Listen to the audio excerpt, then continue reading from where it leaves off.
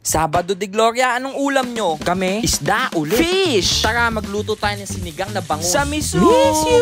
Prito lang natin yung bangus. Pwede ding hindi Depende yan sa'yo. Pero ako, mas bet ko to. Igisa lang natin lahat ng aromatic, luya, sibuyas, bawang at tomatoes.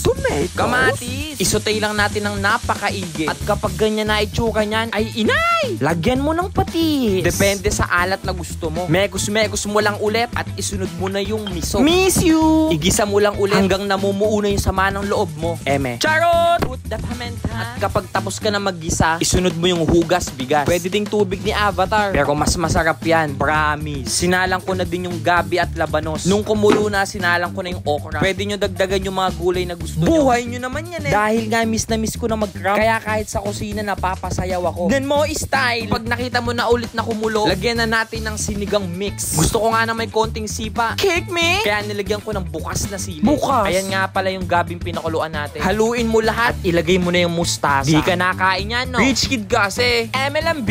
Luto na nga yung gulay. Kaya isa lang muna yung pinirito nating bangus. Siling haba. May siling bilog ba? Isang minutong kulo lang ulit. Ayan na. Bikel na naman ng kanin. Barkada dinner nga pala. Kaya may nakikita kayo dyang post. Busy kasi kami sa lahat. Kaya ganitong banding ang nais. Mga hustlers din yan tulad Walang ko. Ibang gusto. Kundi manalo sa buhay. Ay talaga ka. Siya. Kainan na.